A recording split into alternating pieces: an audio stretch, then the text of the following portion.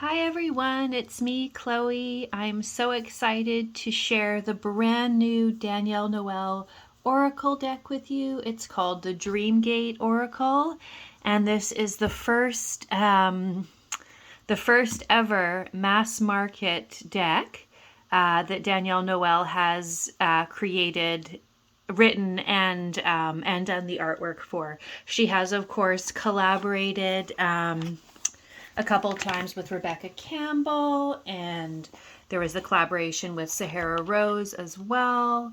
But her decks that she has created and written previously, like the Moonchild Tarot, the Starchild Tarot, those are independently published, as well as the Ocean Dreams Oracle as well too. So this is going to be an unboxing. I have taken the plastic off on the inside of the cards just for everyone's ease to save time. So we have this like magnetic closure box, which I know is a fan favorite. Just like that. And then we have the guidebook. That's this size. It says, I dream, I imagine, I create. And then inset we have the cards in a little tuck box, and then there's like this little nest here for the tuck box. I love that they're in this because then that means you can take this to go. I have received like other decks that where the price point was a lot higher and they're just like nestled in here with no tuck box. I've seen some people like complaining that the tuck box isn't high quality, but this deck is like $20 or less depending on your currency. So I mean, I'm honestly not sure how anyone can complain about that. If you are comparing it to the quality of the independent decks, I mean, there is going to be like definitely some variance there. So let's just be honest. But you know, paying $65 versus $25, you can expect there be like a difference in manufacturing and quality. But because this is mass produced, you know, they can do more of it for less cost. So I mean, something I did see right away was it looks like, you know, this image kind of carries over onto here. Like maybe it's not perfectly lined up, but I don't know, when you open it, it seems like that's the side and this is the front. So that's like the only like flaw, if you can even call it that I've noticed. The Dreamgate Oracle is produced by RP Studio and it's a 50 card deck. Yeah, 50 cards sounds wonderful. And then you have the name and the author on the side, and then again on the other side, depending on what color you prefer, how you want to display this. But yeah, I'm imagining it's going to be a lot of portals, which I love. I'm so excited. Obviously, you know, she's a Pisces. She uses a lot of you know, pastels, and Pisces, of course, is associated with dreams. So, like, I don't know, it's just, you know, such a beautiful aesthetic. So, yeah, like, I did see someone, I saw a review somewhere, someone said the box was so hard to get into, they almost ripped it. And you saw me. You do have to kind of, like, with it a little bit because it's got sort of like, I don't know, I guess it's kind of like a rose petal finish.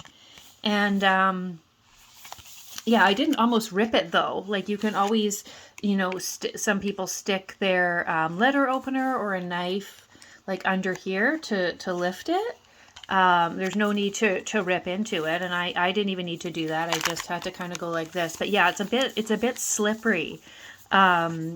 Because it's like a soft rose petal. So I think that this is like a nice finish. That this box is simple. Like it's not,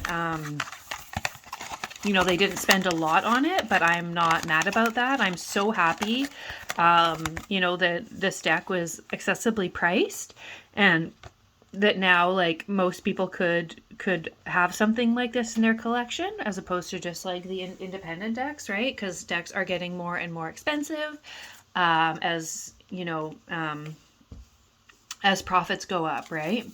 So let's take a look at the cards today. There's 50 cards. I'll just move this out of the way for a second. So yeah, like I said, her aesthetic is very Piscean. It's very dreamlike, very pastel heavy. I always love in her cards when there are earth element features, because it seems to add some contrast.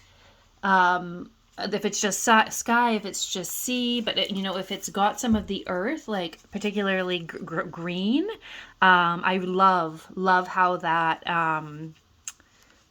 comes across in the contrast. So yeah, very typical aesthetic here. This reminds me of one of the cards, I think, in the Shadow edition of the Moonchild, if I'm not mistaken. Ancient Muse. Oh, that's better. Yeah, let's go with that.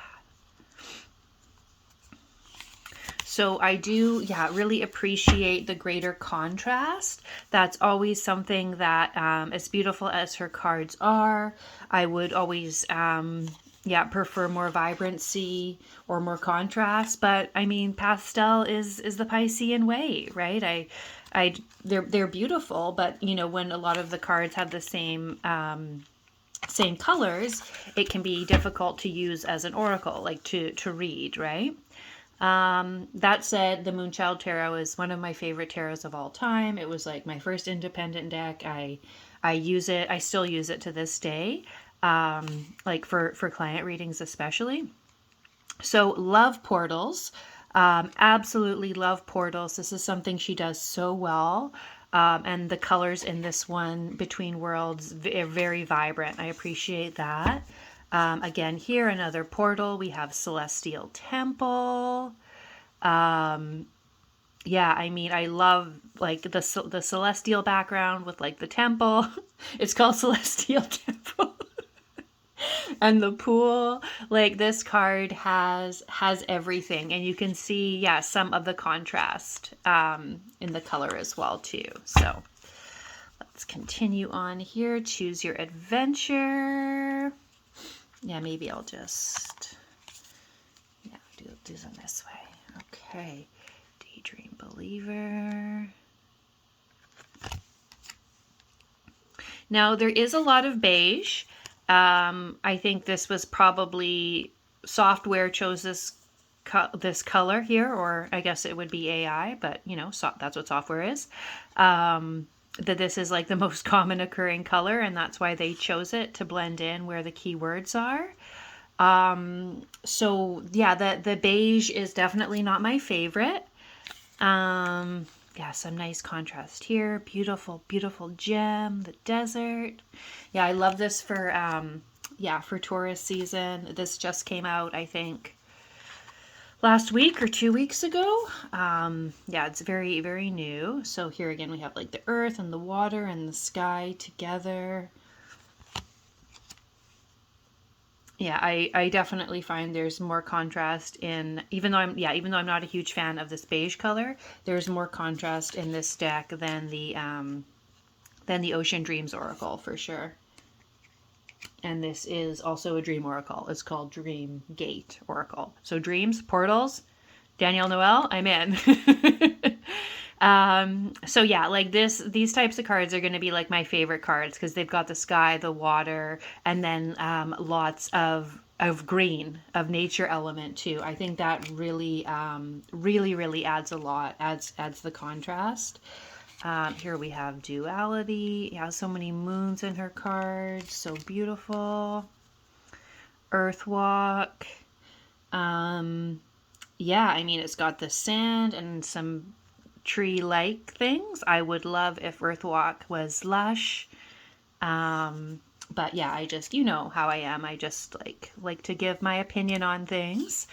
We criticize because we care, right? If you could even call it criticizing. But yeah, that's beautiful. Elementals.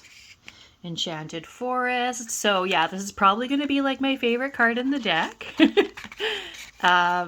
Yeah, this is what I'm talking about, right? Is the the green, the earth element being represented as much as like the water and air elements. That's just stunning. Okay, we're on the beach, familiar steps. Gentle drift.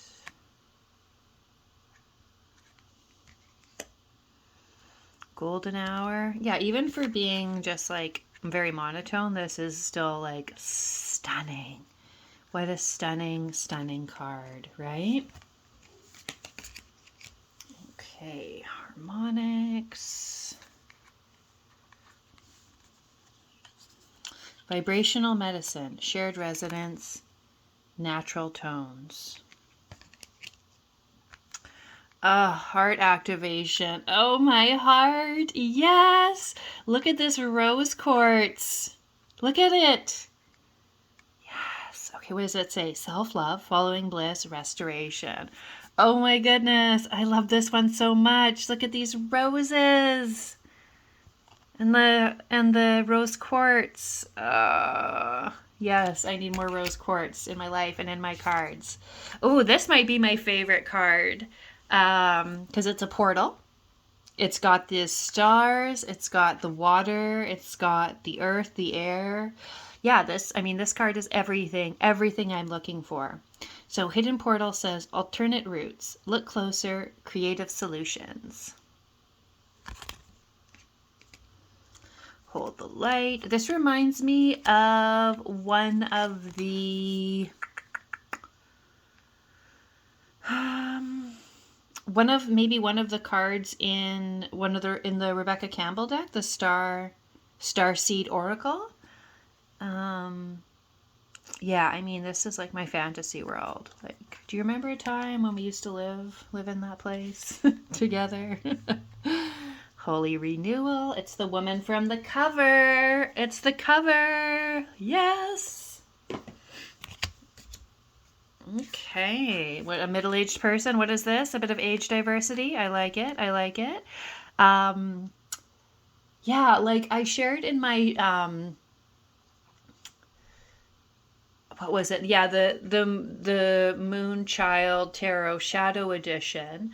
How it was this all the same court cards, I think, pretty much. How I thought it would have been so cool if they like did the same models and same friends, 10 years later, like where they are at now, because they're in their late 20s then, or early 30s, and now they're all in their 40s. So I think that would have been really, really cool to see. They did not do that, but that was just something that I thought would have been interesting. So yeah, when there is only one middle-aged person in the deck, of course it is jarring, and you really notice then the lack of diversity. Like in, what was it? I did a walkthrough. Oh yeah, I have it right here too because of the season. The Spring Wait. The Spring Wait is back, people. So yeah, in the Spring Wait, which is like brand new deck last year, there's like one black person in the whole deck as a background character. So that's worse than none at all, because it's just so jarring when it draws your attention to the fact that they have one non-white person in the whole deck. Okay, but back to the Dreamgate Oracle. Beautiful, right? So, kindred spirit, soul family, vibrational magnetism. That's interesting. You have messengers, guardians, divine orchestration, calling and support. Yeah, that's probably a nice card to pull. Feels good when you get that one. Oh, I love this one with the darkness, the sort of purple and the moon, her golden wings, moon casting, cultivation, dreamwork, magic.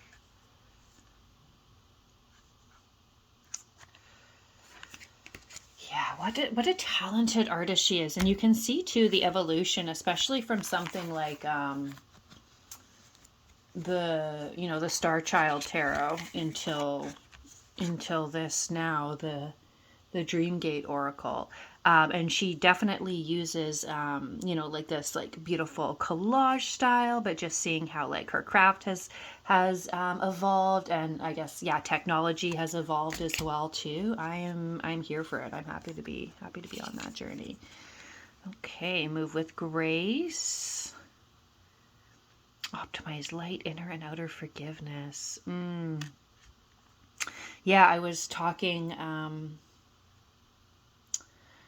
with some people recently about like the forgiveness piece and how it's still so difficult to forgive sometimes, and that's because you like need to forgive yourself first for like falling for it or whatever.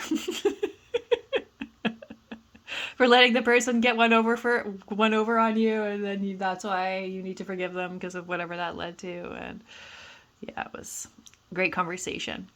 Multiverse. Ooh, what is this? Tunnel of light. Expand your mind. Quantum travel. The big picture. I love this. I'm so happy with this deck.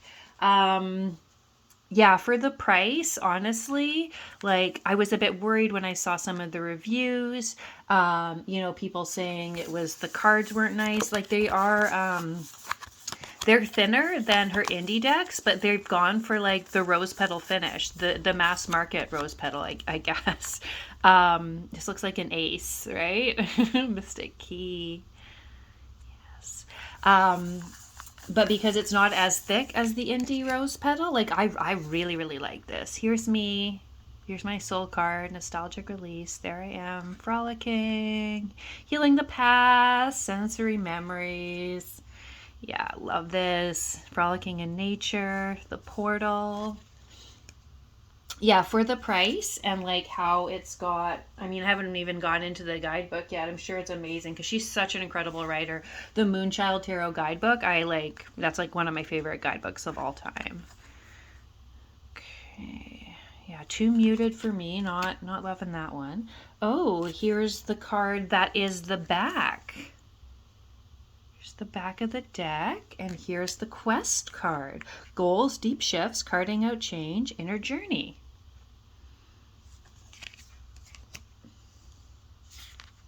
Yeah, so for her writing alone, I mean, that's worth the price of admission here. And then you've got the magnetic box, which isn't crazy large. I mean, you've got these oracle cards are this size, and then that's the size of the box. So, I mean,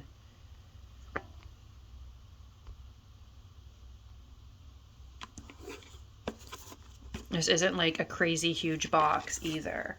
But you can keep it on the shelf. And then if you want to take the deck to go, you have this tuck box. Yeah, I feel like it was well thought out. Like whoever created this, like it wasn't their first oracle deck. Okay, let me get this just right for us. Reflections of time. Yeah, I like how there's some darkness. Ooh, yes, the sacred cave. Oh, that's me. I want this in my life. Oh, I want to live there. What does it say? Spiritual growth, period of gestation, introspection. Yeah, that's so me. I am so introspective. I'm such an introvert. Such an inward focused person, and this interior beautiful cave. Sanctuary. Yeah, so this has like some more like some red or some brown tones, so that's interesting. Add some like dynamic color scheme to the deck, and then obviously this like beautiful like rosy skirt there that they have, and then their heart is like glowing. I love that. Ooh, secret garden, planting new seeds, hidden dreams, and nourishment. Yes.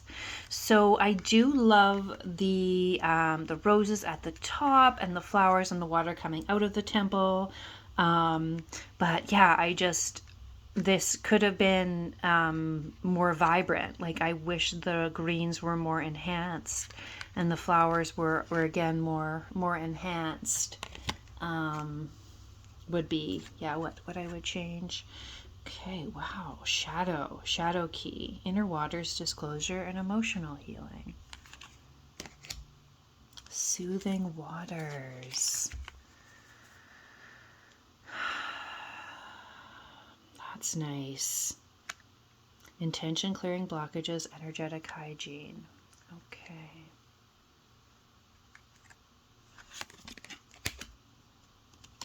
Spiral of incarnation. The golden wings. Yes. Yeah, I love this deck. I'm honestly so happy. Yeah, so happy with it, and I'm glad I didn't let the dodgy reviews sway me, but yeah, who knows what people were expecting and why. But yeah, anything that this creator makes, I'll, like I said, I'll, likely invest in it, because I just, really appreciate their artwork and their, their writing also.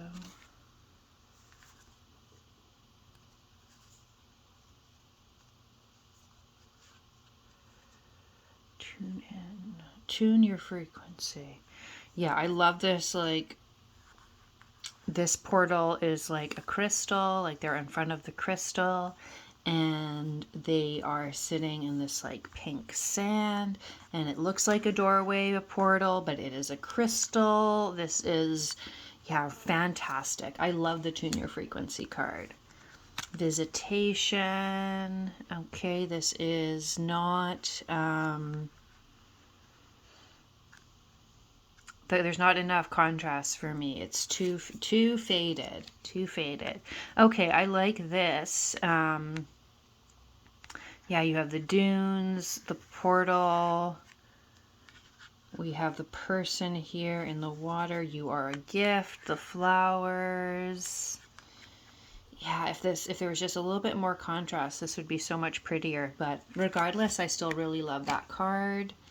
Okay, yeah, this has everything I like. Akashic flow. Okay, yes, and we're back to the beginning. Wonderful. So let's,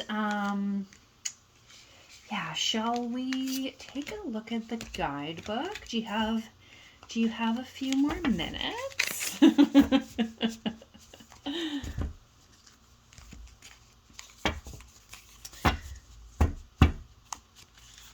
Yeah, so here's the backs again.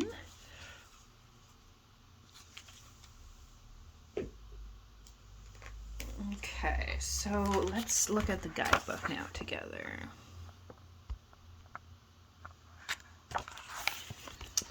So this was by, this is RP Studio, that is a part of Hatchet Book Group. Running Press. Running Press is RP Studio, Hatchet Book Group. Okay. So, yeah, RP Studio, that's who made the Pluto Oracle. And they've got really good cardstock on that deck. I love that deck's cardstock more than any other part of that deck, I would say. Okay, so it's going to be alphabetical. The cards are not numbered, which I'm fine with, but they are done alphabetically. So I'm going to be reading all of this that she's written, and then, page 28 is when the interpretation starts. So you've got Dream Map, Shadow Key. The card spreads that she's included in the Moonchild Tarot book are fantastic. So I love that there's these suggestions for if you want to do a 3-card pull. Everyone knows past, present, future. But what about mind, body, spirit, or situation, action, outcome, weakness, strength, and advice, head, heart, and soul, right? So I love that she's got so generously shared these, these examples for us if you want to do 3-card spreads. And then we have a color photo. There is the description, tapping in ancient library, new discoveries, awakening, and then you've got a couple of sentences. I release my paradigms that block my truth. I am open to new ways of learning and receiving. So that would be like affirmations, I guess. So she talks about what the card means, Akashic Library known as Akashic Records. Then you've got the message. So that's 2.5 pages. And then your question, how am I being guided to grow, learn, and evolve? I love that. And then here we have, yeah, 2.5 pages. Okay, so that's a lot of information that she's written for each card. So, I mean, I can assure you that the guidebook, if it's written by Danielle Noel, which it is, that's worth the price of the deck alone at $25, or, you know, $20 if you're in another country. So yeah, let's just bibliomancy it up here.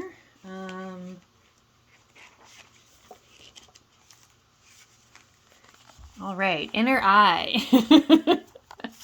Yes, beautiful. Okay, yeah, I love the purple and green. So inner eye card is pineal activation, illumination, psychic bridge, third eye. It says, where I place my attention is where my power flows. I am open to the wisdom of my intuition. Okay. What can I do to support my inner wisdom? How is my inner eye guiding me at this time?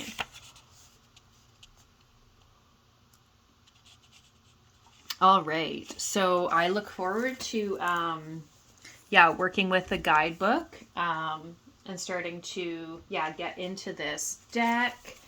I'm so happy that I ordered this and I didn't listen to the negative reviews or the dodgy reviews. Honestly, it's I don't know that I've been this impressed with a deck in a while. So I mean, it really helps. It was so affordable, and I know I love the creator, and I'm used to paying independent deck prices for her creation. So I'm sure that all of that influences me. But I'm so surprised that some people said that the card stock is flimsy. It's not. Not at all. And yeah, I love the tuck box and the magnetic box and the guidebook and everything. So yeah, super excited to work with this one this season.